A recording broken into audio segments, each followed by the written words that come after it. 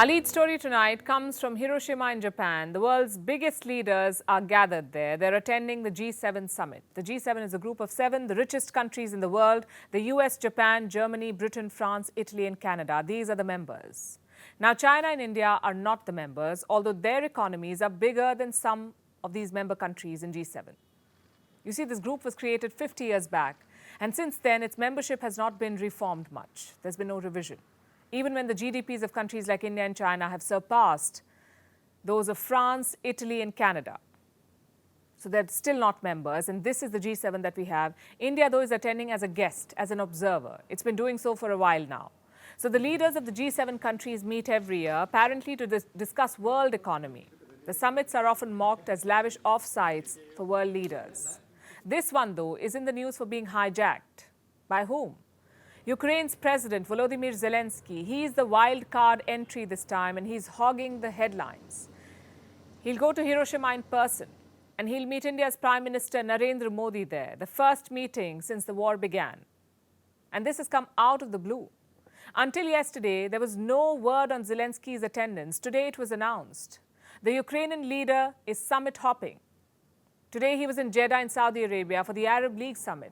From there he'll head to Hiroshima. It's not clear when he'll land. They do not share too many details due to security concerns. But we understand he will be there on Sunday. And the very news of his arrival has upended the agenda of the summit. This meeting was supposed to be about inflation, about cost of living, about US debt ceiling crisis. Instead, it has become about Ukraine and Russia. It's turned into a war council of sorts. And the agenda has shifted. Now they'll discuss more sanctions on Russia and how to enforce them. Also, the proposal to provide F-16 jets to Kiev and the possibility of starting peace talks, all of it is expected to be discussed.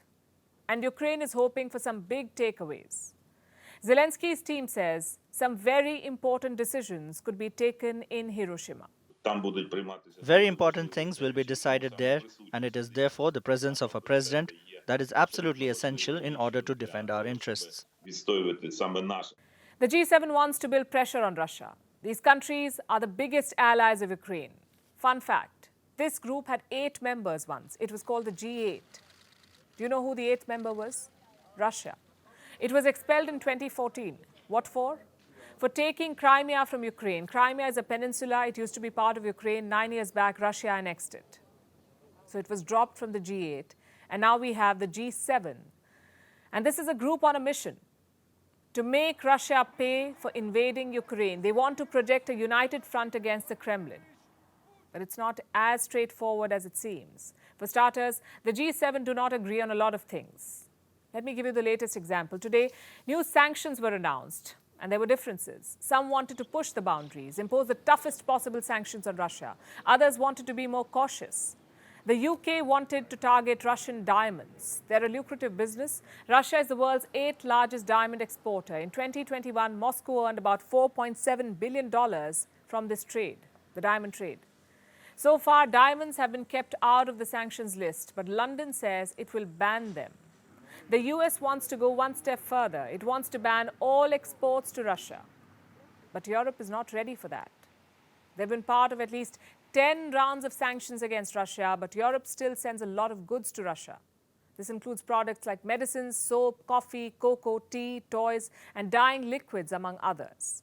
As of February this year, European apparel brands were also doing business with Russia. I'm talking about names like Boji, Benetton, Calzedonia, Eaton, and Lacoste. Earlier this week, German Chancellor Olaf Scholz spoke about this. He called for a quote-unquote pragmatic approach. In other words, an all-out ban is not feasible. What are the other options then? Reports say the G7 is considering a new proposal, something called the Traceability Initiative. It focuses on third parties. What are third parties? Countries that buy goods from Russia and sell them to the rest of the world. They're third parties. Now, we don't have the specifics yet, so we'll have to wait for the joint statement to shed light on what the plan really is. But if the G7 decides to target these third parties, it won't be good news for India. Prime Minister Modi, as we said, is in Hiroshima, not as a G7 member, but as an observer. His interventions will be watched closely. He'll meet the Quad leaders there. He'll meet Zelensky, of course. It'll be a test of India's diplomacy, how to navigate conflicting agendas, secure India's interests, and maintain strategic autonomy. This promises to be a busy weekend. We'll keep you posted. Every G7 leader has their work cut out, but none more than Joe Biden. He's physically in Hiroshima, but his mind must be in Washington. That's where the big debt ceiling talks are happening. Quick refresher, what exactly is the debt ceiling? There's a limit on how much the US government can borrow. That limit is called the debt ceiling. The US Congress sets this limit. Right now, the debt ceiling is $31.4 trillion. A lot of money, yes, but the US government has spent most of it. If the debt ceiling is not raised, they will run out of money, meaning no salary for government employees, no repayment of debt. In other words, a default. The US Treasury says time is running out, that Washington could default by the 1st of June. So Republicans and Democrats are hoping to strike a last-minute deal. House Speaker Kevin McCarthy sounded optimistic on Wednesday. The only thing I'm more optimistic about, he finally agreed to something that every other time we've been able to solve a problem has worked. The structure of negotiations. I have the grit, the perseverance, and we're going to get it done. The markets are hopeful too. US and European indices closed in the green on Thursday. But is a deal the end of it? Will things go back to normal overnight? Experts say they won't. We're talking about a major risk here. No one knows what a US default would even look like. Why? Because it's never ever happened before. So this is uncharted territory. Even if there's no default, there will be aftershocks. The question is, how big will it be? Wall Street says $1 trillion. Let me explain. The US Treasury is currently running out of money. It has around $95 billion in the bank. How much would it like to have? Around $550 billion by the end of June, $600 billion by the end of September. If the debt ceiling is raised, that can be achieved. But the process is dangerous. The Treasury will have to issue more bills than usual. It will have to raise a lot of money in quick time. And where will this cash come from? The private sector that buys the bills. The end result could be a major liquidity crisis. Let's try and understand with the help of an example. Imagine you and your friends are out for dinner. The restaurant's internet is out, so you'll have to pay by cash. Just one problem though. You use UPI and don't carry a lot of cash. So you go around the table and you ask your friends. Everyone empties their wallet. Thankfully, there's enough money to pay the bill. The flip side, no one has liquid cash anymore. Your friend circle has run out of cash, has run out of money. That's what could happen in the US. The Treasury's rapid attempts to raise money could drain liquidity. What happens then? Fundings and loans could get more expensive. Bank of America says the impact will be similar to a quarter-point interest hike. That's 25 basis points. In normal times, this may not have been a problem. But in 2023 America, this could be disastrous. Interest rates are already high. They're 5% higher than in March 2022. So the US economy does not need another shock. But from the looks of it, there is no escape. Deal or no deal, there will be trouble ahead. And just to be clear, this wasn't some unavoidable crisis. This was perfectly preventable.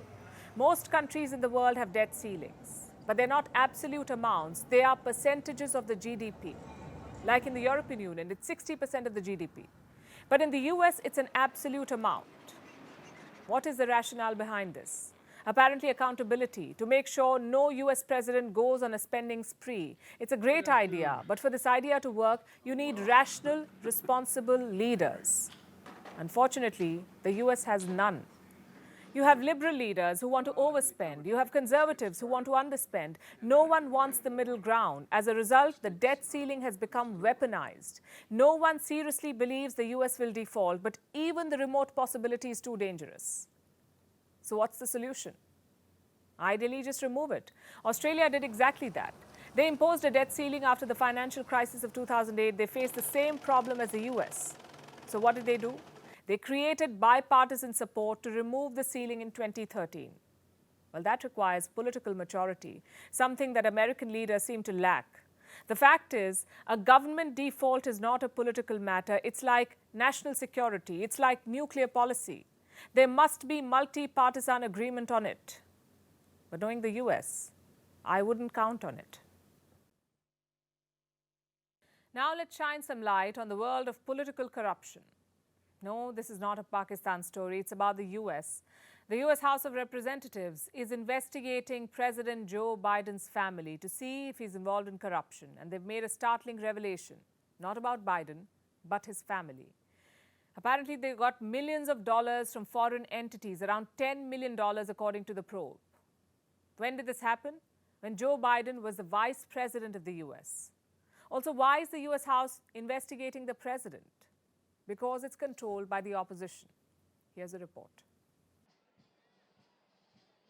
US President Joe Biden's family is in the news again. It's not just Hunter Biden this time, but everyone from Biden's brother to his daughter-in-law. They're under investigation by the US House Oversight Committee. It's a group of lawmakers in the House of Representatives. It's now being headed by a Republican Party lawmaker. This is the Oversight Committee's chairman, James Comer, and he's come out with some shocking news. It turns out Biden's family members received around $10 million from foreign entities. This was while he was vice president under Barack Obama. The bank records show the Biden family, their associates, and their companies received over $10 million from foreign nationals and their companies. We should pause here and explain. The Republican Party has been after Joe Biden's son, Hunter Biden, for a while now.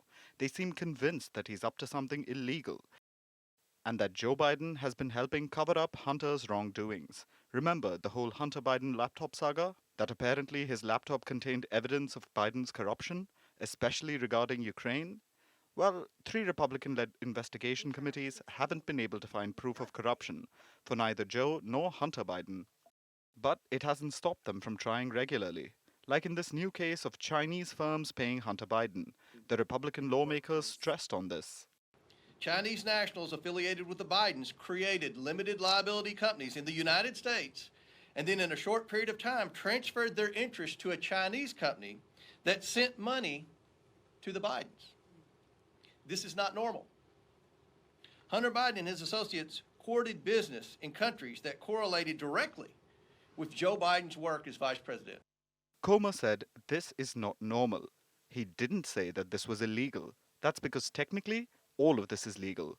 But it does seem shady though. Biden's family members getting money from abroad, even from Chinese state-linked firms. But is there a legitimate reason? The Republicans don't think so. They don't have any proof that these foreign entities tried to influence Biden or that as vice president he did them any favors. But the belief is that it must have happened. Why else would they pay millions to Biden's family? One thing everybody in this room and the American people definitely know is that the Biden family doesn't really have a business. There is no business structure around this family, except politics. And since Joe Biden has spent decades in the Senate, served 8 years as vice president, and is now president of the United States, and the family's getting money from various countries and foreign businesses through various shell companies and this web of LLCs. I mean, guys, you in the press, this is easy pickings. I'm giving you Pulitzer stuff here. The Republicans don't really have the smoking gun yet. That's probably why they appealed to journalists in the room. Maybe they can succeed where the Republican Party has failed, because it seems they aren't going to rest until they nab the Biden family, Hunter in particular. And unexplained foreign funding really isn't helping the Biden family's case. Even if it is a witch hunt, perhaps it's better for Biden to go public with all the business dealings. If not, it will definitely be a Republican war cry in the 2024 presidential election. Syria's political exile is over. President Bashar al-Assad landed in Saudi Arabia on Thursday. He attended the Arab League summit in Jeddah. It reaffirms the old saying, anything is possible in politics. These same leaders and kings tried to topple him in the last decade. They banished him from the Arab League in 2011, but 12 years later, Assad is back. It is important to leave internal affairs of the country's people as they are best able to manage their own affairs. There is an added hope amid the Arab as well as the Arab regional and international rapprochement brought in by this summit, which I hope will signal a new phase in Arab coordination and solidarity among us, and peace and prosperity in our region instead of war and destruction. So why is Bashar al-Assad back? We can think of three major reasons. Number one, because Assad is now a political reality. The civil war may not be over, but the regime in Damascus is secure.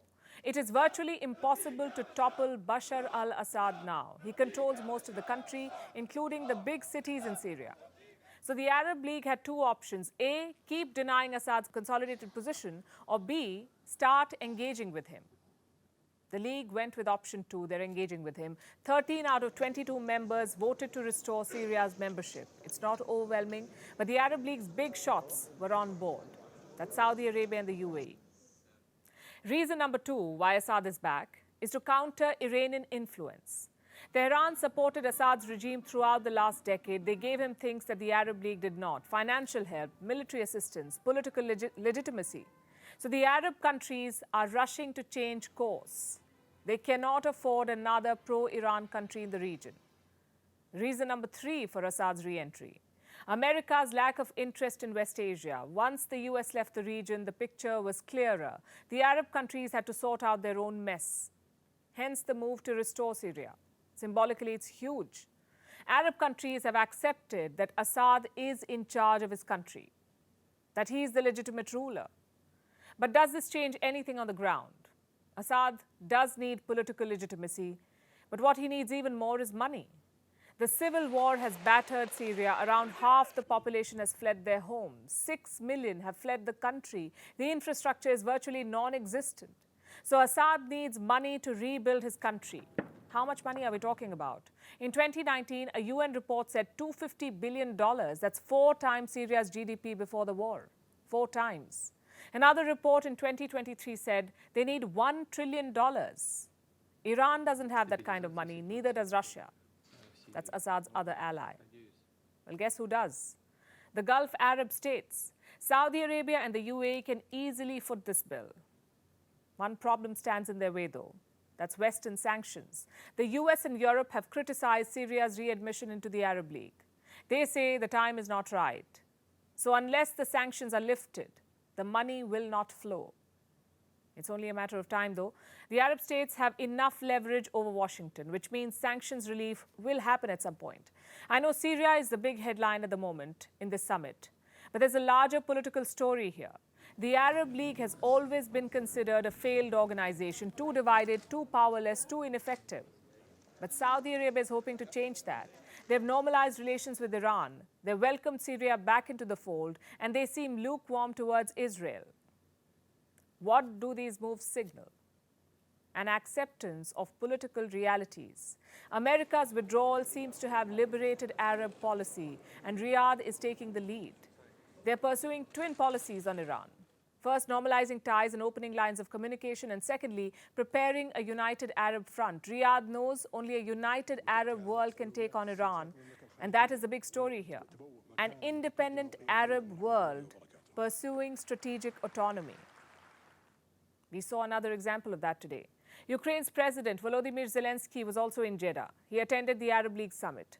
Most of these countries have refused to condemn Russia's war. Some, like Syria, are in open support of Russia. Yet they invited Zelensky to attend their summit. Why is that? To tell Russia that lack of condemnation is not support. It's great how the tables have turned, really. The US and great powers used West Asia as their playground in the last century. Today, they're keeping the big powers guessing. The future is indeed multipolar. But try telling that to China. Beijing doesn't believe in multipolarity or division of powers. They want to be the top dog. Like all big powers before them, China is starting with the neighborhood. That's Central Asia. Xi Jinping is hosting a 2-day summit. Leaders from all 5 Central Asian countries are attending. Kazakhstan, Turkmenistan, Tajikistan, Uzbekistan, and Kyrgyzstan. All 5 are former Soviet states. Hence, all of them have traditionally been closer to Russia. Central Asia is often called Russia's backyard, but China wants to change that. So Xi Jinping is throwing a grand party in Xi'an. And the choice of the venue is important, the city of Xi'an. Xi'an was the easternmost point of the ancient Silk Route. It's no secret that China wants to revive it. The Belt and Road Project, BRI, is often billed as the new Silk Route. Either way, the events in Xi'an were grand. You had dance performances, songs from Central Asia, light shows. It was less of a summit and more of a charm offensive. Perhaps that was the idea all along. To show Central Asia the difference between China and Russia. One is stuck in Ukraine, the other is throwing lavish parties. But charm cannot replace substance. So Xi Jinping whipped out the checkbook as well. He announced a development project worth $3.8 billion. There is a proverb popular among farmers in Shanxi province. If you work hard enough, gold will grow out of the land. In the same vein, a Central Asian saying goes, you get rewarded if you give, and you harvest if you sow. Let us work closely together to pursue common development, common affluence, and common prosperity, and embrace a brighter future for our 6 countries. So why is Xi Jinping trying to snatch Russia's allies? There are 3 major reasons. Number 1, the location. Central Asia can be China's bridge to Europe. It's a key part of the Belt and Road project.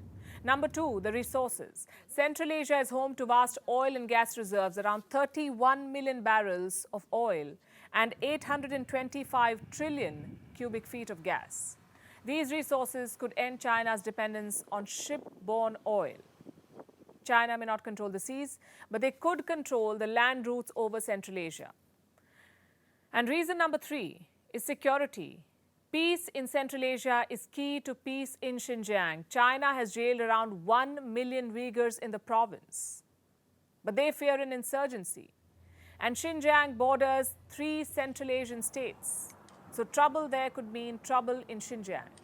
Until now, Russia was in charge of Central Asian security, but Moscow is busy in Ukraine now. Thus, how long can China count on another country? So Xi Jinping wants to take charge. He wants to make inroads into Central Asia. The question is, will those countries play along? They certainly need the money. China's investments could help them expand their infrastructure. They also need security guarantees.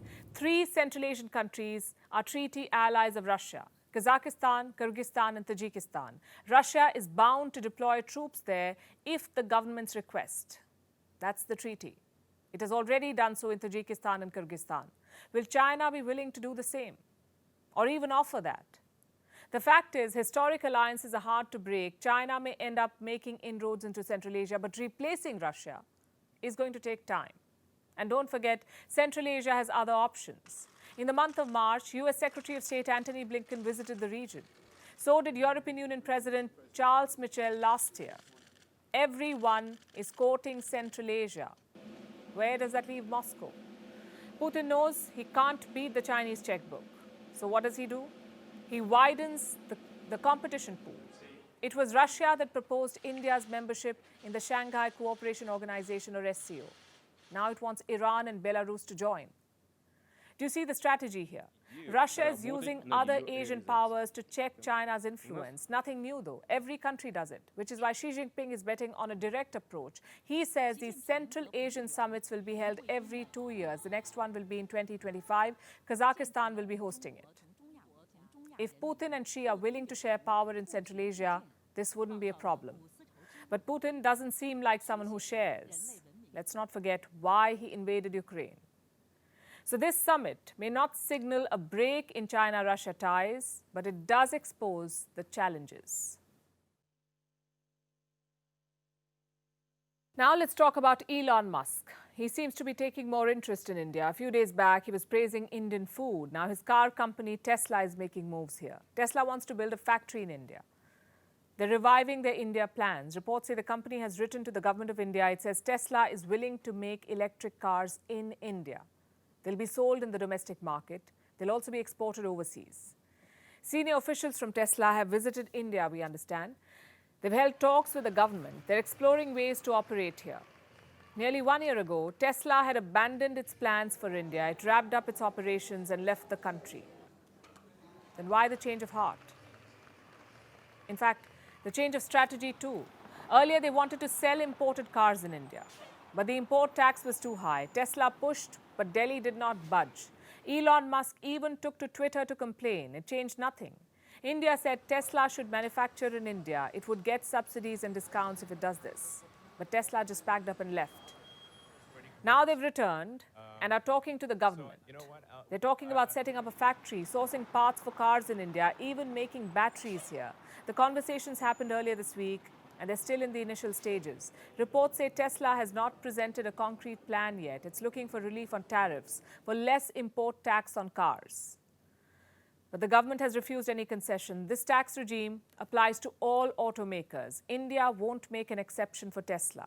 If the company wants to be in India, they'll have to commit fully. So they're still negotiating. Tesla is reaching out to key ministries like the Ministry of Road Transport and Highways, Power and Heavy Industries. It doesn't help that Elon Musk is a mercurial leader. In the past, he's been critical of India. He said the Indian market is challenging and that import taxes are too high. In January last year, when asked about Tesla's plans for India, Musk said, and I'm quoting, "Still working through a lot of challenges with the government."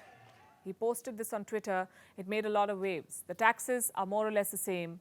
What has changed, though, is the geopolitical situation. There is a war in Europe. Russia is under sanctions. Countries and companies are de-risking and decoupling from China. So everyone is looking for alternatives.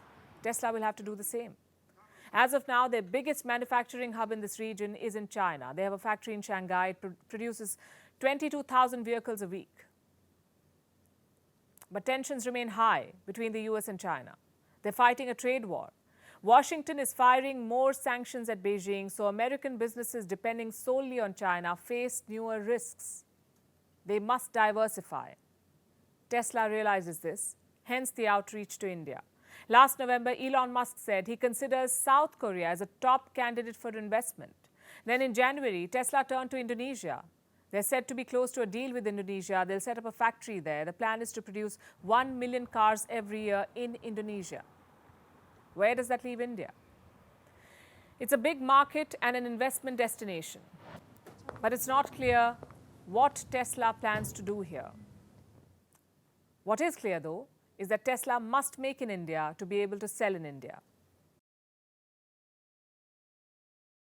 If the UK's parliament were a rapper, it would probably say something like this: "I've got 99 problems and my home's the latest one." Because the UK Parliament just added a new problem to its long list of issues. It now has a structural problem. No, I'm not talking about bickering parliamentarians. I'm referring to the very structure of the Parliament. It is the seat of British democracy, a UNESCO site, hailed as an architectural masterpiece, which has, quote-unquote, a real and rising risk of destruction. Because it is crumbling and leaking. It has a perpetual threat of fire, also a clear risk of history repeating itself. What am I talking about? Our next report tells you. This is Britain's Parliament building, the Palace of Westminster, located in central London. Built in the 19th century, visited by 1 million people per year, a UNESCO site, often called an architectural marvel. Lots of random facts about this Gothic building, right? You must be wondering why we're giving you an information overload. We're simply trying to prep you for a dark twist. Because while this parliament was built to hold the UK together, now its own building is coming down.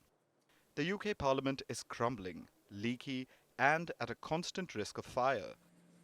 With 44 fire incidents since 2016, its pipes are bursting and it's dropping masonry. Yes, chunks of the building are literally falling off. Electrical systems were last updated in the 1940s, and the building is riddled with asbestos, which is a building material. It was popular in the early 1800s, not so much anymore. Because it's hazardous to health. Inhaling it can cause lung diseases like cancer, and this asbestos is present in about 2,500 locations in the building. All of this and more has recently come to light in a hair-raising report released by the British House of Commons. And it says that a catastrophic event will destroy this building before long-delayed restoration work is done. By the sounds of it, this issue is pretty urgent, a burning issue to avoid a literal fire, if we may say so. Question is, will the UK pay heed to this report? Because, as you can tell, the damage is big, vast, and there's nothing new about it. There have been several warnings before, and there was also renewal work, but it's painfully slow. And it's mostly limited to patching up the place, which is done at about $2.5 million a week. Then there's also been a lot of back and forth. In 2018, lawmakers finally voted to move out of the building. They were going to do it by mid-2020 to make way for years' worth of repairs. But there is no certainty because lawmakers don't want to move. Last year, a body was set up to oversee the repairs, but it was scrapped. So while the dithering continues, the building grows more decrepit. Some don't want to leave this historic building with its riverside terrace and subsidized restaurants. And some lawmakers are worried about the public's disapproval towards a multi-billion-dollar bill of repairs, especially when people in the UK are struggling to make ends meet. But if they continue to wait, what's about to come will be even more costly to the taxpayers, because history is not without warnings. This parliament's predecessor was destroyed in a fire in 1834. If that isn't enough, the Britons could learn from the 2019 fire in France's Notre Dame. So there are surely warnings, both in history and in lengthy reports published by parliament committees, out of which this week's report is the most urgent. Hopefully, the lawmakers will see it that way, and if they're still struggling, here's a helpful Friday night tip for them. If it's money the lawmakers are trying to save, wasting time and avoiding action is never value for money. Now it's time for Vantage Shots, images that tell the story. We're starting with Italy, where a 2-year-old toddler was rescued after being stranded in a flooded building. Tens of thousands of South Korean nurses went on strike after a law to improve their pay was vetoed. And Japanese activists held protests against the G7 Leaders' Summit in Hiroshima. Now, what makes the 19th of May significant? We're taking you back in history to the year 1571. On this day, in 1571, the city of Manila was established by a Spanish explorer named Miguel Lopez. Today, Manila is the capital of the Philippines. We're leaving you with these images. Thanks for watching. We'll see you on Monday.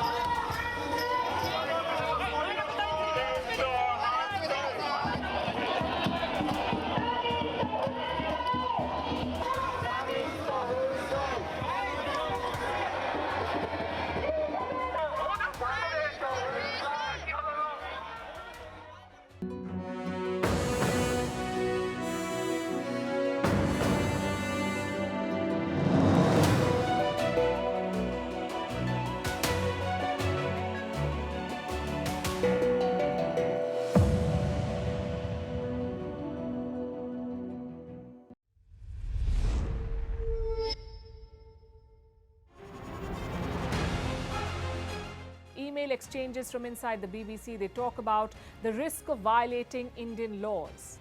It's easier to rake up the freedom of speech debate, but does it give anyone a free pass to knowingly violate the law? America supports India because it needs India's support in return. And India is working with the US because it suits India's interests. This is how geopolitics works. Last night, he diffused a crisis with his defense minister. But today, Netanyahu was confronted with a new problem. His cabinet seems to have rebelled against him. The UK is looking at the Indian subcontinent to fill its coffers. That India seems to be negotiating from a position of power, like a partner and not a former colony.